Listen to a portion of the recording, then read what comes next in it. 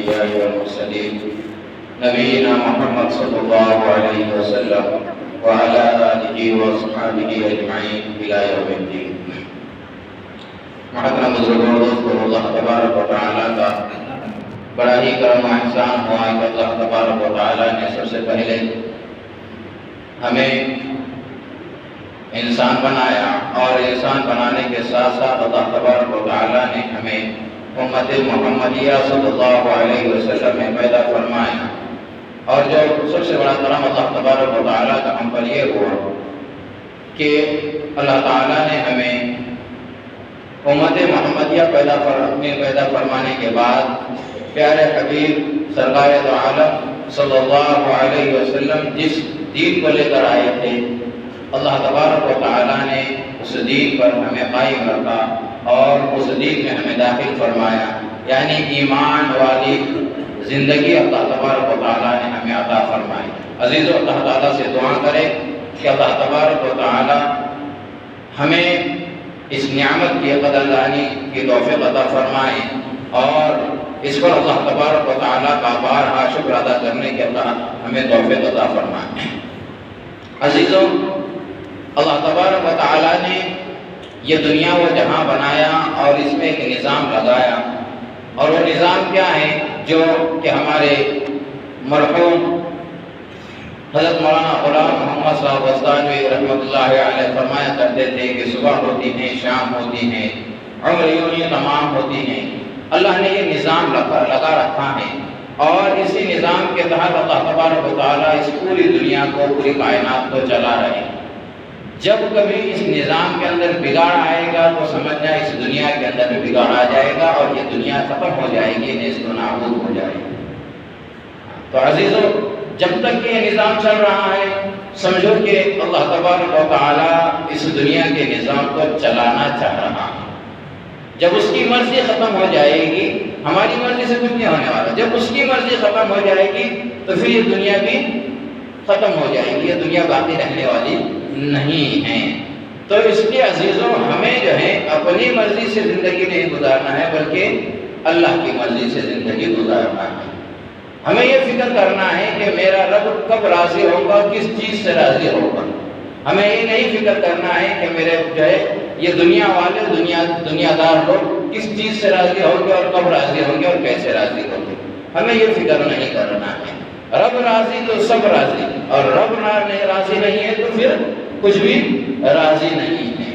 تو اس کے لیے عزیزو، جو بھی کام کرے، جو بھی عمل کرے، جیسا بھی عمل کرو، جتنا بھی عمل کرو، وہ رب کی رضا کے لیے کرو، اللہ کی رضا کے لیے کرو. کیوں؟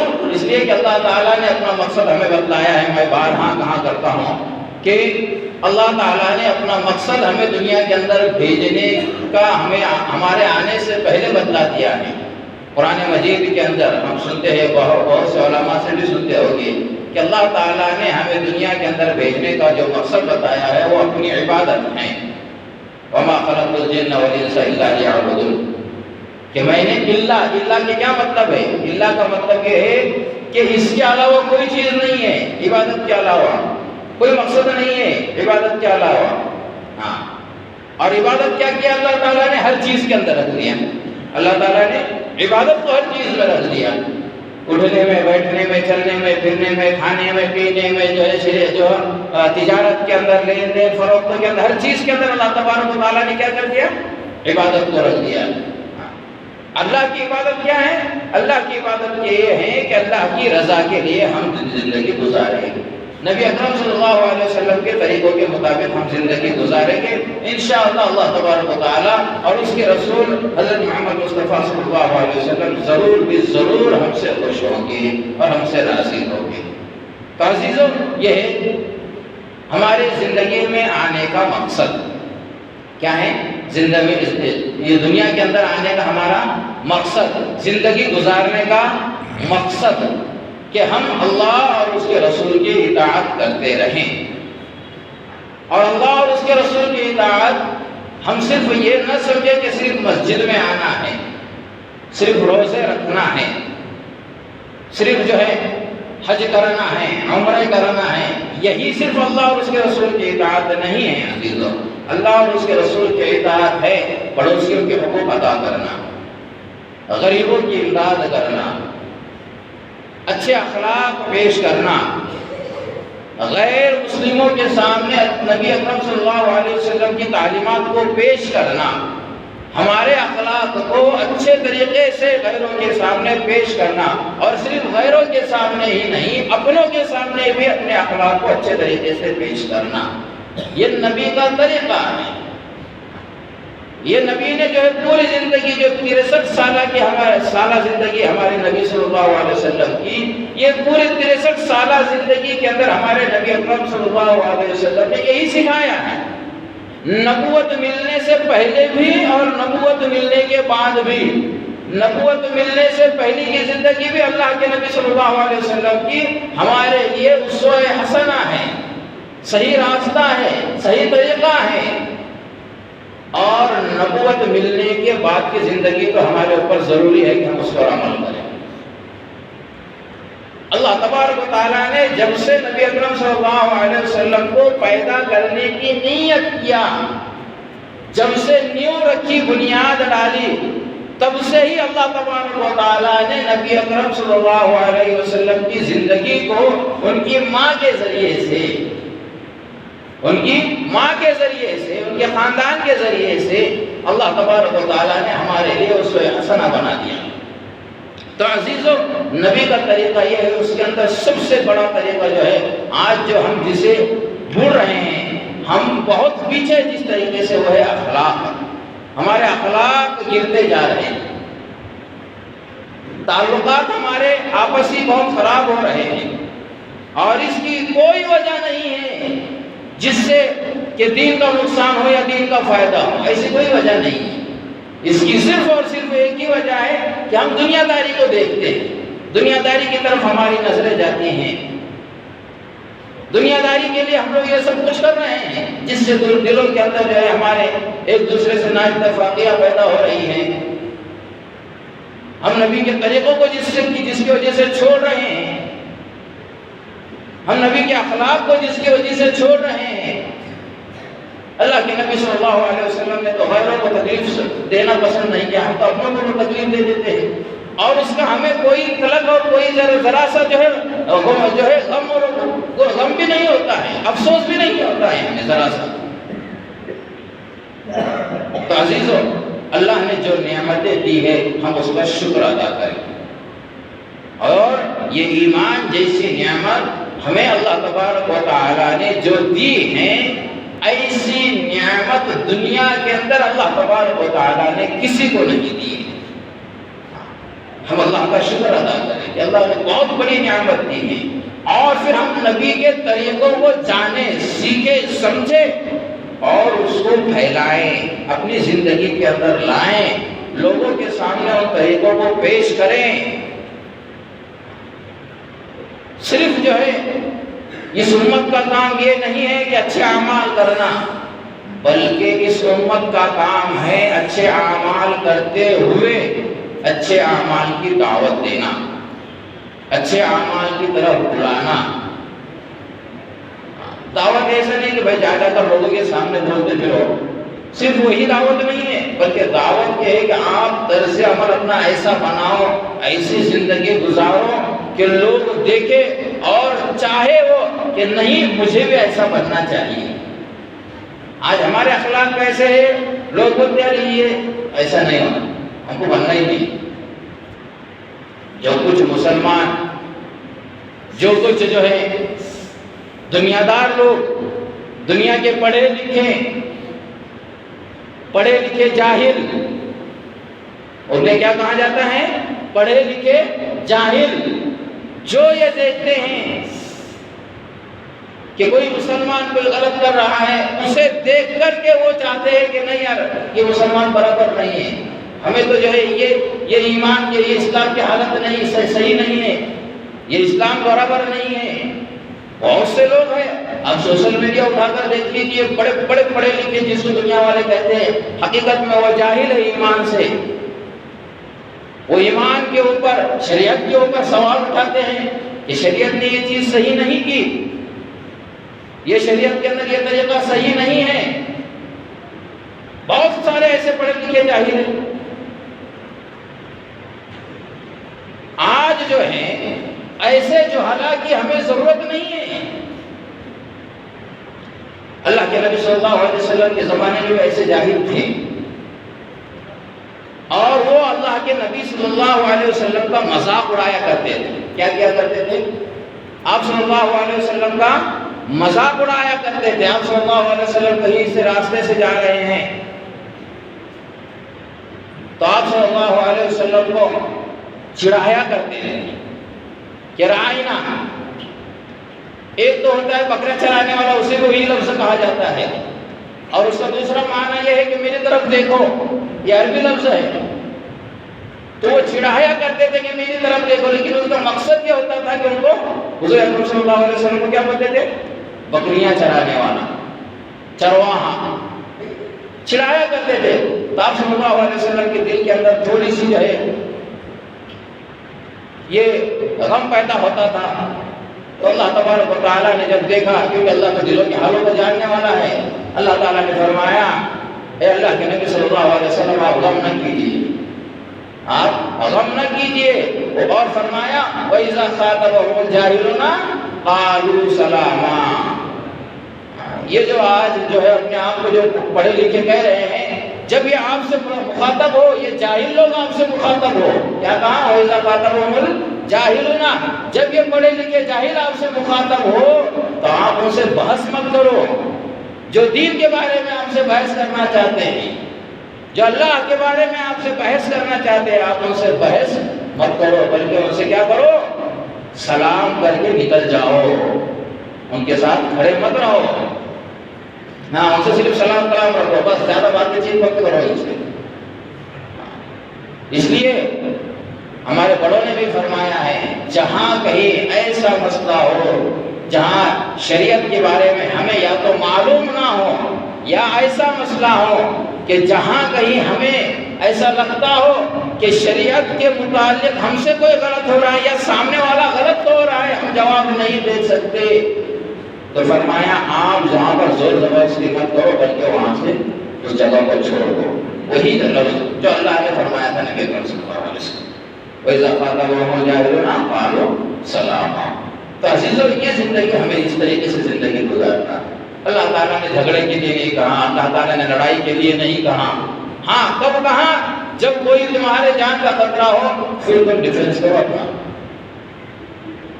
ابھی آج کل ٹرینڈ چل رہا ہے نا، آئی لو محمد صلی اللہ علیہ وسلم کا ٹرینڈ چل رہا ہے، نوجوانوں کے اندر جوش ہے.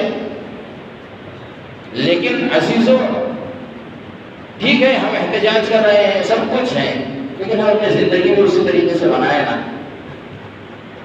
احتجاج کر رہے ہیں، ہم بینر بنا رہے ہیں، بینر لگا رہے ہیں، اسٹیکر اسٹیٹس لگا رہے ہیں، اسٹیکر لگا رہے ہیں، لیکن تھوڑی سی اس کے اندر سے چارہ زندگی اپنی نبی کے طریقے کے اوپر بھی ڈالیں. صرف اسٹیٹس نہ لگائیں، صرف جو ہے بینر نہ لگائیں، صرف اسٹیکر نہ لگائیں، بلکہ اپنی زندگی میں تھوڑی نبی کے طریقوں کے مطابق ڈھالیں اور دیکھیں کہ اس کا مزہ کیا ہے.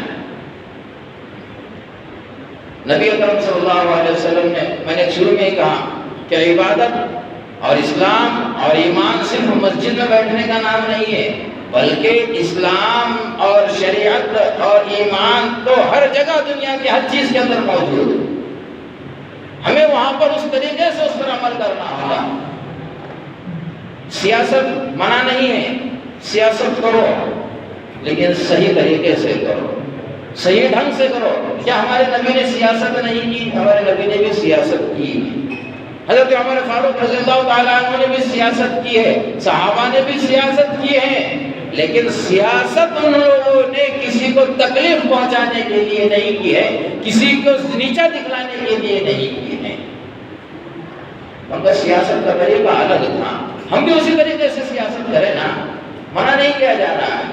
اللہ کے نبی صلی اللہ علیہ وسلم نے جو سیاست کا مرکز بنایا تھا، اللہ کے نبی صلی اللہ علیہ وسلم کے زمانے میں کیا تھا؟ وہ کون سی جگہ سے اللہ کے نبی صلی اللہ علیہ وسلم سیاست کیا کرتے تھے؟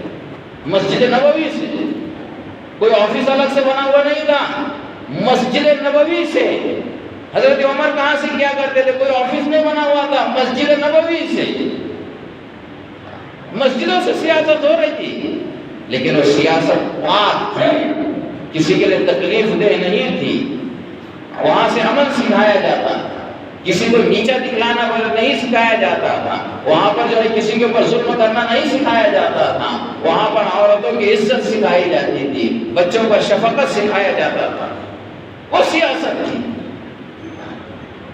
سیاست سے یاد آیا کہ ہم لوگ سیاست میں کتنے پیچھے ہیں، ہم لوگ اپنے آپس کے تعلقات کے اندر، ہم اپنے آپس کی لڑائی جھگڑوں میں اتنے مشغول ہیں کہ آج حکومت جو ہے ہمارے اوپر جو ہے طرح طرح کی جو ہے چیزیں لا رہی ہیں، طرح طرح کے قانون لا رہی ہیں، اور ہماری آنکھیں کھل نہیں رہی ہیں۔ چلو آج ہی بتائیے کہ ہمارے گھروں کے اندر آج ہم کئی مہینوں سے سن رہی ہیں، تقریباً سال ہونے کو آیا، ہم سن رہے ہیں کہ برتھ سرٹیفکیٹ کو حکومت نے لاگو کر دیا، ہر ایک کے لیے ضروری ہے، لازمی ہے۔ ہم میں سے کتنوں نے فکر کی ہے، ہم میں سے کتنوں نے فکر کی ہے کہ ہم اپنے گھر کے برتھ سرٹیفکیٹ سب پورے بچوں کے اور ماں باپ کے اور جو ہے ہمارے خود کے اور ہمارے بہنوں کے والدین کے سب کے بنائے؟ کتنوں نے فکر کی ہے، اور کتنوں نے جو ہے وہ کاغذات کو جمع کیا، فکر کی؟ بدلاؤ آتے ہیں، مسجدوں سے ہی بدلاؤ آتے ہیں، یہ فکروں سے ہی بدلاؤ آتے ہیں۔ اس کا مجاہدہ ہم نے کیا ہے، اس کا مشاہدہ ہم نے کیا ہے، اس کا تجربہ ہم نے کیا ہے۔ میں جس اسٹیٹ کے اندر رہتا ہوں، جس ریاست میں رہتا ہوں، وہاں پر جو حکومت میں تبدیلیاں آئی ہے وہ مسجدوں کے اور اس ممبروں کی وجہ سے تبدیلی آئی ہے۔ وہاں کی حکومتوں میں، وہاں جو وہ گزشتہ حکومت تھی اور وہ حکومت جو بدلی ہے وہ ممبروں کی وجہ سے بدلی ہے۔ کیوں؟ اس لیے کہ ممبروں سے یہ محنتیں شروع ہوئی کہ گلی گلی، گاؤں گاؤں، محلہ محلہ، گھر گھر جا جا کر کے امام و خطیب نے، مسجد وار جماعت نے جا جا کر کے فکرے کی، ووٹر آئی ڈی بنایا، ووٹر کارڈ بنایا، لوگوں کے اندر ووٹ ڈالنے کا جذبہ پیدا فرمایا، اور تب کہیں جا کر کے تمام لوگوں نے ووٹ دیا۔ 80% ووٹ، کتنے؟ 80%، 80% ووٹ جو ہے ایک حکومت کو گرے ہیں، ایک سائڈ گرے ہیں، تب جا کر کے کوئی حکومت وہاں پر کھڑی ہوئی۔ اور آج اس کا یہ فائدہ یہ ہو رہا ہے کہ آج وہاں کی حکومت سروے کرا کر کے مسلمانوں کا فائدہ کرانے کے لیے وہاں کے وزراء جو ہے سروے کرا رہے ہیں کہ کون سے مسلمان پیچھے، ان کو آگے لایا جائے تاکہ آئندہ جس جذبے سے گزشتہ مرتبہ مسلمانوں نے ووٹ دیا تھا، آئندہ بھی اسی جذبے سے مسلمان ووٹ دے۔ ابھی جو ہے وہ اسکیمیں لاگو کر رہی ہے مسلمانوں کے لیے۔ کیوں؟ اس لیے کہ مسلمانوں نے اپنی اہمیت کیا ہے، اپنا مرتبہ کیا ہے، ان کو بتلایا۔ اگر ہم سب مل کر ووٹ نہیں دیتے تو تم نہیں آتے تھے، ان کو بتلایا۔ لیکن عزیزو، ہم لوگ سوچتے ہیں کہ میرے ایک ووٹ سے کیا ہوگا، میرے ووٹر آئی ڈی سے کیا ہوگا، میرا ووٹ لوگ کہاں پوچھنے آنے والے میرا جنم داخلہ، اور جب آئیں گے جب دیکھیں گے۔ الیکشن کے دن بھی جاتے ہیں، وہاں پر بولتے ہیں تمہارا ڈیلیٹ ہے، جب بولتے ہیں ڈیلیٹ ہے کیسا ہوا، پھر وہاں جھگڑے کے لیے کھڑے ہو جاتے ہیں۔ لیکن پہلے کیوں نہیں بناتے، پہلے کیوں نہیں بنا لیتے؟ تو عزیزو، اس کی بھی ہم فکر کریں۔ سیاسی اجاگر، سیاسی ہمارے اندر جذبہ وہ بھی پیدا ہونا چاہیے، سیاسی طاقت بھی ہمارے اندر پیدا ہونے چاہیے، ہم لوگ سیاست میں بھی آگے آنا چاہیے۔ صرف جو ہے ہم اپنے سے اپنے تک نہ رہیں۔ اس کے لیے عزیزو، یہ جو جنم داخلے کا جو سلسلہ شروع ہوا، کیونکہ وقت ہو گیا ہے، 5 منٹ میں اس پر بات کر رہا ہوں کہ جنم داخلے کا جو وقت یہ سلسلہ شروع ہوا ہے، آئندہ جا کر کے یہ قانون بہت سخت ہو جائے گا اور جنم داخلہ بننا مشکل ہو جائے گا۔ آپ ابھی جاؤ، اگر کسی کا نہیں ہے جا کر دیکھو اس کے لیے کتنی تکلیفیں اٹھانی پڑ رہی ہے۔ کورٹ کو بھیج رہے ہیں، وکیلوں کو لگانا پڑ رہا ہے، وہاں پر 10-10، 15-15 ہزار روپے مانگ رہے ہیں۔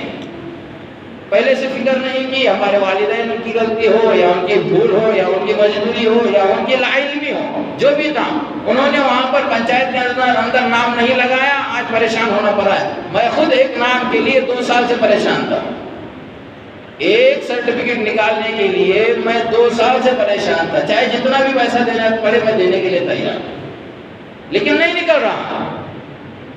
کئی مشکلوں کے بعد جو ہے وہ 2 سال کے بعد سرٹیفکیٹ نکلا ہے، تو اس کے لیے عزیزوں پہلے اپنے کاغذات کو صحیح کرا دو. الیکشن کارڈ ہے، آدھار کارڈ ہے، صرف آدھار کارڈ کے اوپر کچھ نہیں ہوگا، اس کے اندر کی جو اسپیلنگ ہے، وہ جو بناتا ہے آدھار کارڈ، الیکشن کارڈ یا برتھ سرٹیفکیٹ، اس کو بتاؤ تو نے لکھا کیا ہے. کیونکہ وہ بھی پیسے دے کر بیٹھے رہتے ہیں وہاں پر، پاس ہو کر نہیں بیٹھے ہوئے تھے. وہ جو کرسی پر بیٹھتے ہیں نا، وہ پیسے دے کر بیٹھتے ہیں. وہ جو پاس ہو کر نہیں آئے رہتے، پڑھے لکھے نہیں ہوتے وہ اتنے زیادہ، وہ تو صرف بٹن پر ہاتھ مارتے ہیں، وہ کیا لکھا جا رہا ہے وہ نہیں دیکھتے ہیں. پھر اس کے اندر ایک اسپیلنگ جے کے جگہ پر ذاکر کے اوپر جاکر ہو جاتا ہے، وہ زیڈ چینج ہو گیا. اب وہ زیڈ چینج کرنے کے لیے پھر 10 آفس اور وہاں پر 10,000 روپے خرچہ کرو. تو اس کے لیے عزیزوں تھوڑے ہوش و حواس کے ہم جو ہے ناخن چبائیں، تھوڑا سا ہوش، تھوڑا سا سوچیں. دینی باتیں تو ہوتی رہتی ہے، دینی بیانات ہوتے رہتے ہیں. آج ذہن میں آیا، مولانا نے اچانک فون کیا کہ بھائی آج کا بیان ہے، تو کیا سوچوں، کیا بیان کروں کر کے سوچتے آ رہا تھا. چلو تھوڑی سی بات کر لیتا ہوں، تجربے جو کچھ ہوا ہے ہمارے ساتھ میں وہ سامنے مشاہدہ کر لیں گے، تو دیکھیں گے انشاءاللہ کیا اس کا لوگوں کو کچھ فائدہ ہوتا ہے یا نہیں. وہی سوچ کر کے کچھ باتیں کہنے کے لیے بیٹھا تھا، تھوڑا سا لیٹ پہنچنا ہوا. تو اس کے لیے عزیزوں تھوڑی سی جو ہے ہم اپنے گھروں کی وہ فکریں بھی کریں. دوسری فکریں کرتے ہیں ہم، تو یہ فکریں بھی کریں، کاغذات سب کے صحیح کر لیں. ابھی نماز کے بعد جائیں، گھروں کے اندر دیکھیں سب کے آدھار کارڈ صحیح ہیں یا نہیں، سب چیزوں کے اندر نام سب کے صحیح ہے یا نہیں. 2,000 1,500 3,000 تک کے جو ہے پاسپورٹ بن جاتے ہیں. پاسپورٹ بنا لے، اللہ نہ جانے اللہ کب جو ہے اپنے گھر کا راستہ کھول دے. اس نیت سے بنائے کہ مجھے حج پہ جانا ہے، اس نیت سے بنائے کہ مجھے عمرے پر جانا ہے. میں اپنا واقعہ بتاتا ہوں کہ میں نے ایسے ہی بس مولانا نے کہا کہ مولانا پاسپورٹ بنانا ہے، کیا میں بھر رہا ہوں فارم. مولانا بھر دو، کتنا خرچہ آئے گا؟ بولے 1,500 فیس ہے، باقی کیا آگے کا دیکھنا. بولے پولیس والے کتنے لیتے ہیں. میں نے بھر دیا، پولیس والے کو دیا، 200 روپے 300 روپے دیا تھا، اس نے 200 واپس کر دیا. میں مولانا 100 روپے رکھ دیتا ہوں صرف. تو 100 روپے لیا، 1600 کے اندر میرا پاسپورٹ بن گیا. اب ایسا ہی پاسپورٹ رکھا ہوا تھا. ایک مرتبہ مولانا کا فون آیا، جمعہ کا نماز تھی، جمعہ کی نماز سے پہلے غسل کر رہا تھا. غسل کے فوراً بعد آیا، دیکھا کہ فون آیا ہے، اٹھا کر بات کیا کیا کام تھا. تو کہا کہ بھائی مولانا آپ کو عمرے پر جانا ہے. ارے مولانا میری کوئی تیاری نہیں ہے، روپیہ نہیں ہے، 400 روپے جیب میں ہے میرے، میں کیسے عمرے پر جاؤں گا. تو کہا کہ نہیں مولانا آپ کو جانا ہے، آپ کا نام سلیکٹ ہوا ہے. میں بولا میں گھر سے مشورہ کرتا ہوں. اسی وقت جو ہے مشورہ کیا، نماز کے بعد گھر پہ فون لگایا، یہاں پر بھائیوں سے بات کیا، سب سے بات کیا، والدین سے بات کیا. کہا کہ بھائی چلے جاؤ. مولانا سے کہا کہ بھائی ٹھیک ہے جانا ہے. اسی وقت جو ہے مولانا نے کہیں سے رقم جمع کی، پیسے ڈالا اور کہا کہ بھائی دوسرے دن آپ کو پیر کے دن نکل جانا ہے. جمعہ کے دن فون آیا، پیر کے دن نکل جایا. پاسپورٹ ریڈی تھا. اس کے لیے اللہ کب کس کے راستے کھول دیتا نہیں پتا. اس لیے ہم اپنے بھی بنائے، والدین کے بنائے، اپنے اولاد کے، اپنی بہنوں کے، سب کے بنا کر رکھیں. اور یہ ایک ڈاکیومنٹ بھی بن جاتا ہے ہمارا پاسپورٹ. ڈاکیومنٹ کے طور پر بھی بہت اچھا ہے. اس کے لیے ہم اس کو بھی صحیح طریقے سے بنائے، صحیح ایڈریس کے ساتھ بنائے. اس کے اندر بھی کریکشن کا کوئی جو ہے آگے گنجائش نہ رکھیں. آدھار کارڈ بنا لے، الیکشن آئی ڈی بنا لے، بس جنم داخلے نکال کر رکھ لے، اور ان کی سب فائدے تیار کر کے رکھیں. کاغذات کے اندر، ڈاکومنٹس کے اندر ہم کو کبھی بھی کوئی بھی آ جائے تو ہمارے پاس فوراً تیار ہونا چاہیے. ہم جگہ پر اس وقت جو پھرتے ادھر ادھر نہ پھرے. اس کے لیے عزیزوں تھوڑی سی ہم فکریں کریں. انشاءاللہ اللہ تبارک و تعالیٰ جو بھی حالات آئیں گے اس میں مدد کرنے والا تو اللہ ہی ہے، لیکن اس میں ہماری بھی کچھ کوششیں ہونا چاہیے، تبھی جا کر اللہ تبارک و تعالیٰ کی مدد بھی انشاءاللہ ہمارے ساتھ آئیں گی. اللہ تعالیٰ سے دعا ہے اللہ تعالیٰ صحیح ہمیں عمل کرنے کی توفیق عطا فرمائے. آمین. وآخر دعوانا الحمدللہ رب العالمین. جن حضرات کی سنت باقی اور سنت پوری کریں.